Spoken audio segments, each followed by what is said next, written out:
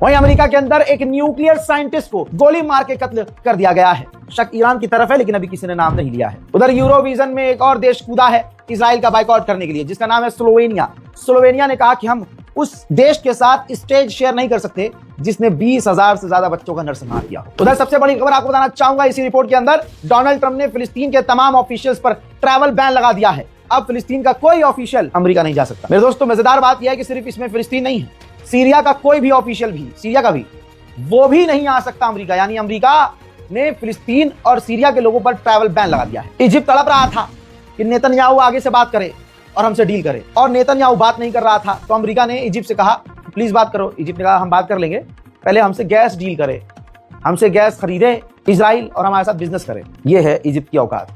जिसके बाद नेतन्याहू को ट्रंप का मैसेज मिला, जिसके बाद ये रही वीडियो। ऐलान कर दिया है नेतन्याहू ने इजिप्ट से इतिहास की सबसे बड़ी गैस डील का, यानी सबसे ज्यादा गैस की डील इजराइल ने अपने पड़ोसी इजिप्ट के साथ कर ली है। इससे साफ साबित होता है कि इजिप्ट को फिलिस्तीन से कोई मतलब नहीं है, उसको सिर्फ अपने बिजनेस, ट्रेड और पैसे से मतलब है। अब तक इजराइल के 61 फौजी अपने आप को कत्ल कर चुके हैं। 48 घंटे अभी नहीं हुए हैं, एक और इजराइल के फौजी ने डिप्रेशन का शिकार था, अल्लाह को प्यारा हो गया है, खुद को उसने खत्म कर दिया है। उधर में दोस्तों हमास का बड़ा बयान आया है। हमास के लीडर ने कहा है कि हम गाजा के अंदर इजराइल का कंट्रोल बर्दाश्त नहीं करेंगे और विदेशी कंट्रोल भी बर्दाश्त नहीं करेंगे। इजराइल सीरियसली बहुत बुरी तरह से सीज फायर तोड़ रहा है और सीज फायर का उल्लंघन करके गजा पर हमले कर रहा है, तो इसको हम सीज फायर कैसे कहें। उधर इजराइल रोज की तरह लेबनान पर हमला कर रहा है। लेबनान पर जो हमला इजराइल ने किया उसमें एक व्यक्ति की मौत हुई और 12 घायल है।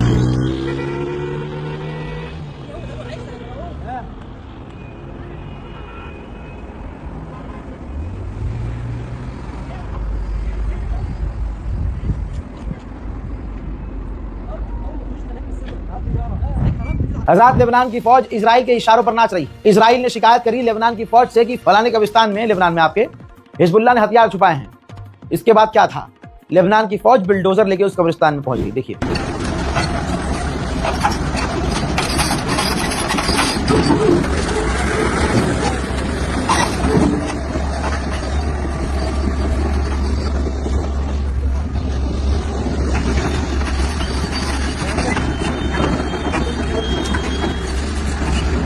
लेबनान का राष्ट्रपति अमेरिका को खुश करने की लगातार कोशिश कर रहा है।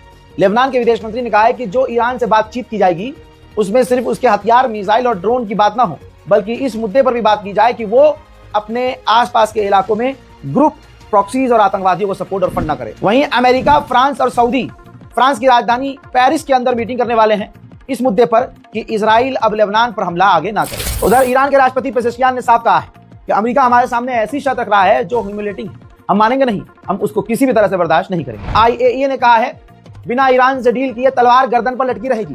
ईरान के पास 400 किलोग्राम अभी भी यूरेनियम है, लिहाजा ईरान बताए कि वो यूरेनियम कहां है। उधर कनाडा ने भी अमेरिका को खुश करते हुए ईरान के 4 ऑफिशियल्स पर पाबंदी लगा दी है। ईरान के विदेश मंत्री ने रिपीट किया है कि अमेरिका के हमलों में हमारी न्यूक्लियर साइट्स डैमेज तो हुई हैं, लेकिन तबाह नहीं हुई, वो बिल्कुल सही और सालिम है और वर्किंग है। आजाद ये तस्वीर देखिए, ईरान के विदेश मंत्री और रूस के ऑफिशियल्स दोनों ही साइन कर रहे हैं डॉक्यूमेंट पर। कहा जा रहा है कि दोनों के बीच हथियारों की और डिफेंस की और इंटेलिजेंस की बड़ी और खास डील हो गई है। वहीं रशिया के डिप्टी प्राइम मिनिस्टर आए थे, ये देखिए ईरान, जहां उन्होंने ईरान के डिप्टी प्राइम मिनिस्टर और सिक्योरिटी हेड से मुलाकात की है। उधर रशियन विदेश मंत्री सर्गेई लारोव ने कहा कि IAEA जिस तरह से शांत है ईरान पर हमले को लेकर, यानी कोई बयान ईरान पर हमले को लेकर IAEA जो नहीं दे रहा है, ये IAEA की चुप्पी बहुत कुछ बता रही है कि IAEA कितना बड़ा दोगला है। आजाद ईरान में एक लंबे समय के बाद सूखे में जहां बारिश की जरूरत थी बारिश हुई है, लेकिन ईरान के ऐसे इलाके हैं रेतीले जहां रेत लाल रंग की है, तो जब वहां बारिश हुई है तो ऐसा लग रहा है कि खून का सैलाब है। सोशल मीडिया पर लोग अलग अलग बातें लिखकर शेयर कर रहे हैं, ईरान को बदनाम करने के लिए इस वीडियो का इस्तेमाल कर रहे हैं। बताना चाहूंगा ये लाल रेत और जब आसमान से पानी टपका है तो ये समुद्र खून जैसा दिख रहा है। हजरात, बहुत बड़ा खुलासा हुआ है रिपोर्ट से। जो डोनाल्ड ट्रंप ईरान से डील की बातचीत कर रहा था पहले हमले से पहले, ये सब कुछ ट्रैप था। ईरान से अमेरिका को डील करनी नहीं थी।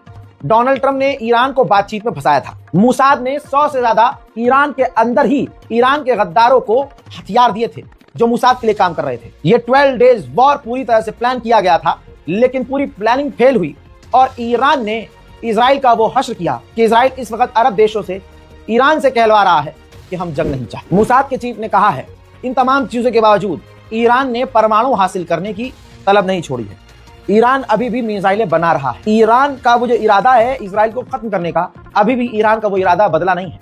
हमें ईरान को रोकने के लिए पहले से ही कुछ ना कुछ करना होगा। उधर में दोस्तों मैं वीडियो ब्लर कर रहा हूं, बहुत सेंसर कर रहा हूं। ईरान में आतंकवादी हमले में 3 ईरान के ऑफिशियल्स मारे गए हैं। ऑस्ट्रेलिया के अंदर जो आतंकी हमला हुआ, अब वहां की मेंबर ऑफ पार्लियामेंट कह रही है, जिस जगह ये अटैक हुआ था वहीं प्रदर्शन हो रहा था, तो उस महिला ने कहा है, जो ऑस्ट्रेलिया की मेंबर ऑफ पार्लियामेंट है, कि अगर कोई भी यहाँ प्रदर्शन करेगा और आयतुल्लाह खामनाई की फोटो हाथ मिलेगा, हम उसे डिपोर्ट कर देंगे। ईरान के हैकरों से इजराइल की फट के चार है, आप सोच नहीं सकते। जो नफ्ताली बेनेट है, जो इजराइल का पूर्व प्रधानमंत्री है, हजरात ईरानी हैकर ने उनके फोन को ही हैक कर दिया और सारा डेटा, तो आप समझ सकते हैं ईरान कच्चा खिलाड़ी अब नहीं रहा है। हजरात ईरान ने ऐलान किया है कि 12 डेज वॉर में एक स्वीडिश नागरिक हमारी जासूसी कर रहा था, जिसे हमने अब गिरफ्तार कर लिया है। जहां ईरान में अभी कुछ हफ्ते पहले तक सूखा था, डैम सूख गए थे, ईरान की आवाम टेंशन में थी, राष्ट्रपति संसद में बात कर रहे थे कि हमारा डैम सूख गया है। भैया अल्लाह की बारिश, अल्लाह की रहमत ऐसी आई कि अब ईरान डूब रहा है।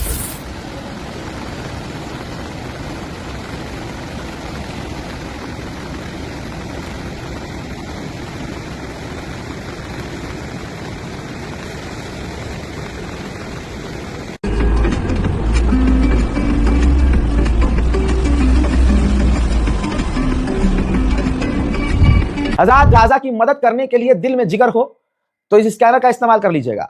स्कैनर काम ना करे, नियत अगर मदद करने की होगी तो बार कोड के नीचे बैंक अकाउंट डिटेल भी है। अकाउंट होल्डर नाम आएगा अली रजा, बैंक अकाउंट नंबर और IFSC कोड आपको नजर आ रहा है, बैंक होगा कोटक महिंद्रा। तो अगर आप मदद करना चाहते हैं तो आगे आइए, मदद कीजिए, इस रिपोर्ट को शेयर कीजिए, अपनी दुआओं में मुझे याद रखिए। जय हिंद।